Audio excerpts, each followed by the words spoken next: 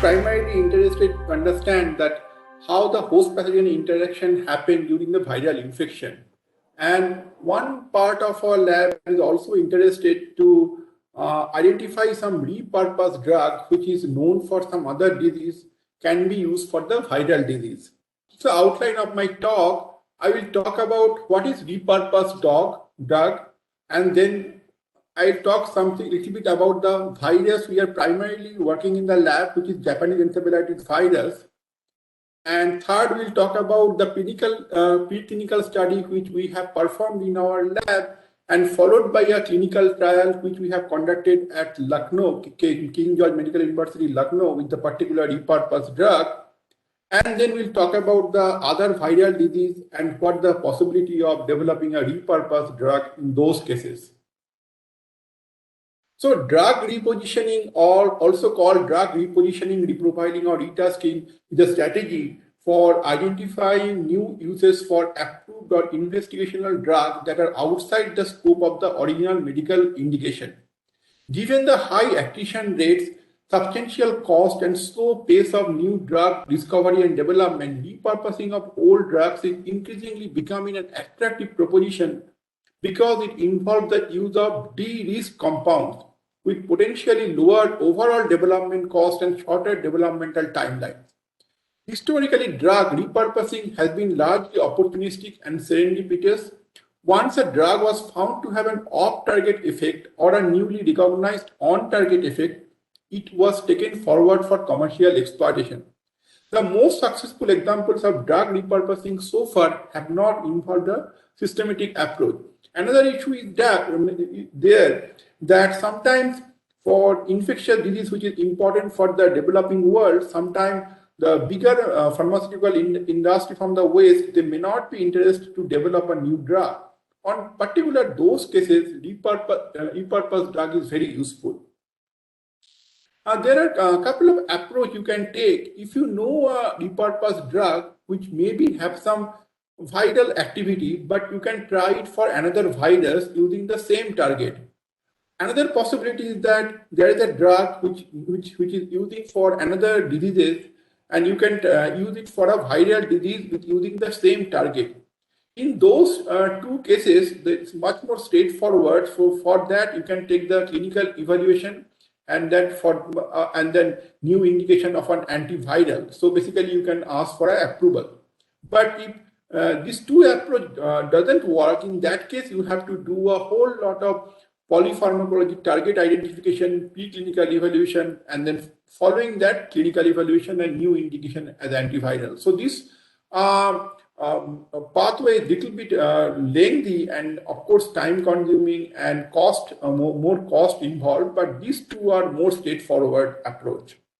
And as you can see that in the last 1.5 years, we are going through a pandemic. The viral infection can cause a massive effect in your society, in your economy. Overall, it can affect the world, it can change the world altogether.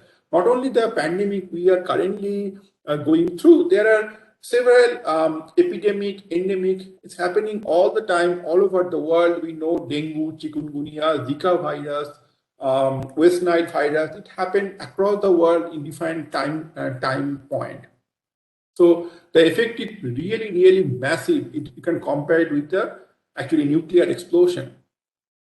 The virus we are working in the lab, it's the Japanese encephalitis virus, which we know that basically prominent in the South Asia region, but now with the global travel increase and the global temperature change in the temperature, it is now you can see in the other part of the world also. And this is the life cycle. The virus can goes from bird to pig and from pig to human. Pig is an interestingly asymptomatic host. Pig doesn't show any symptom, and human is a dead-end host. So good part is that from human, it doesn't go to the another human. It's the Japanese encephalitis caused by the JV virus, and it's belong to Flaviviridae, same group for dengue, Zika, West Nile. JV is a neurotropic virus having a positive single-stranded RNA genome. JV is spread by infected Culex mosquitoes. So brain, how the infection happen, and following that, what are the subsequent events are there. So as soon as there is an infection or injury happen, microglial cell, the innate immune cell of the brain, get activated. And following their activation, it starts releasing different cytokine, chemokine, and other factors, which is VEGF and chemokine like MCP1, MIP1 alpha. And they also produce nitric oxide and reactive oxygen species, which cause the glial dysfunction. And finally, this activated microglial cell can relieve the cytokine called TNF alpha, which are responsible for neuronal death. So if you have any infection, then microglial cell start producing factors which are responsible for neuronal death. This is the primarily called the bystander killing. So brain, this innate immune response are very devastating effect. And this is a work from our lab done by a student almost 12, 13 years back. When you infect the animal with Japanese encephalitis virus, you can see cytokine, chemokines, and all the factors are there in a different area of the brain like cortex, hippocampus, striatum, and thalamus. So basically, virus can infect resting microglia. Resting microglia can make activated microglia, which can release cytokine, chemokine, and other factors like pro-inflammatory mediators. We have carried our work with a human study done with collaboration with Dr. Mishra from SGPGI Lucknow. There we can see in the patient, when you did the MRI scan, all these spots are dead neurons. And we got this CSF from this patient, cerebrospinal fluid, in our lab at NBRC, and see that those CSF has very high amount of cytokine, chemokine, like IL-6, IL-8, RANTES. So the result we have showed in animal model using mouse, it's true for human also. There also you can see profound inflammation. So in the animal, we can see due to this inflammation, there are clear neuronal death, and neuron is degenerating following the infection, that we can see different time point of infection in animal studies. Now, what exactly happened following this infection? The neuronal cells, so they are dying. As neuron is dying, microglial cell gets activated. One hand, you have a phagocytic microglia which clean this dead neuron. Their role is more at the role of janitor, so they clean the dead neurons. On the other hand, this activated microglia, they start releasing cytokine, chemokines, which are responsible for the bystander neuronal death. So they also responsible for the neuronal death here. Now we try to repurpose this drug called minocycline, which is a known antibiotic and very commonly used in the animal model of stroke, Huntington disease, ALS, MS, and other diseases. So, and the mechanism also very straightforward. It's a caspase 1 and 3 blocker. So basically it block the cell death, also reduce the level of INOS and reactive microgliosis. So basically it blocks the microglial activation and reducing the inflammation process. And it's a very well studied for last 30, 40 years. And when we studied this in our lab set up with animal, when we infect the animal and next day we give this drug minocycline to this animal, we have seen 10% protection, very robust protection. And we did all basic molecular biology study to find why this animal is getting so robust protection. This kind of 10% protection you can see from this drug following. If you just give the drug next day of the infection, but ideally patient will come to the clinic after some days. So we wait for some days when animal shows some kind of symptom of the disease, then give this drug. Then also we have seen 75% protection, that also robust. So when the established infection happen, you can see the symptom and give this drug, then also you give 75%, get 75% protection. So it is so convincing that we try to understand what is the mechanism, and our mechanism, whatever we have done, we have figured out. Probably the effect is so robust because one hand minocycline directly block the neuronal death because it's an anti-apoptotic property is there. On the other hand, it also reduces the inflammation and reduce the microglial activation state. So one hand it reduces the inflammation, one hand it reduces the apoptotic death of neuron. So that's probably the one of the reasons that the effect is so robust. So based upon our all basic studies, we have conducted a clinical trial at King George Medical University with help of Professor Reshmi Kumar, who was that time head of the pediatric department. So there are 281 patients are enrolled for this clinical trial where we use this minocycline for Japanese encephalitis and patient with acute encephalitis syndrome. There may be JE or other viral or bacterial or fungal infection of the brain. And there are 140 patients who received drug and 141 patients who received the placebo. And this is the King George Medical University of Lucknow, and the red is the JE and the blue is the non-JE AES, which have the like a fungal infection, viral infection, bacterial infection from different parts of UP. And this is the King George Medical University where this trial has been conducted. And into brief, the trial, what we have found, that trained towards higher survival of minocycline patients, which is more than 12 years, trained towards better overall outcome in minocycline group. If early mortality excluded, significant benefit in both 3-month survival and overall outcome by Glasgow Outcome Scale. So exactly how minocycline is effective through its neuroprotective action, antiviral, anti-apoptotic effect, or direct effect on host response, or a combination of these, it is still unclear, but it is certainly conferring a protection. So in the summary, what we can see, we have studied the patient from the clinical setup, from the NIMHANS or other places, King George Medical University. Based upon that, we conducted a thorough basic research in the group and with all the basic molecular biology, cellular biology, the cell culture and the cell lines and those studies. Then we moved to the animal model, and there we have tested the minocycline and have found very significant protection following this drug. And finally, the treatment, we conducted the clinical trial. This is the actual drug we have used for this trial, which is made by Unimark Remedies from Bombay. And following this trial, now this treatment is in the condition that there we can deliver to the patient. So either we can do a further observational trial, or this drug can be used for patient directly. So now I'll move to another disease, which is dengue.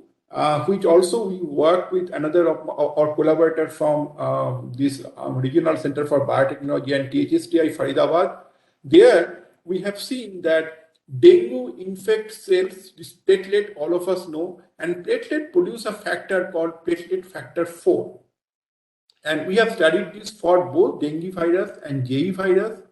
So if you follow this cartoon, this platelet factor 4, which is produced by platelet following infection, we have seen in both dengue and JE, and they binds to the receptor called CX3 or chemokine receptor 3.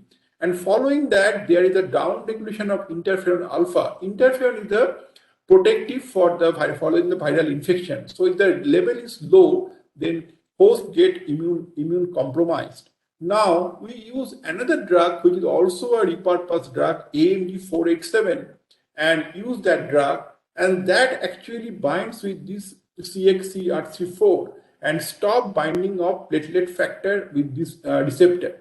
And as a result of that, we can see that the upregulation of interferon alpha, and host again get that immunity to fight with the disease. And so these studies, as we mentioned, we did it both dengue and JE virus, which activated platelets inside host and induced them to release platelet factor 4.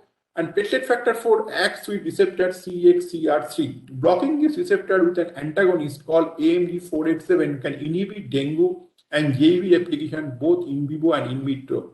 So this study indicates the possibility of developing an antiviral agent.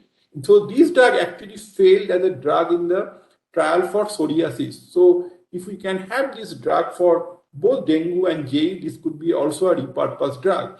And we have done already in vitro study in JE and dengue both, and also in vivo animal study in Japanese encephalitis virus. But currently, ongoing work at THSTI and RCB with the model of dengue animal model to see how this drug is effective in there also.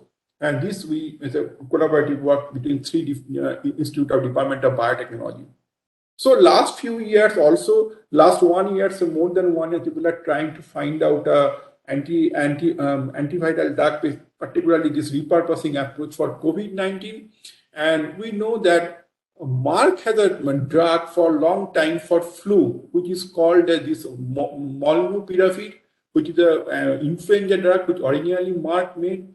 And after phase 3 clinical trial, just 3-4 weeks back, UK's Medicine and Healthcare Product Regulatory Agency authorities actually authorized molnupiravir for the treatment of mild to moderate COVID-19 in adults.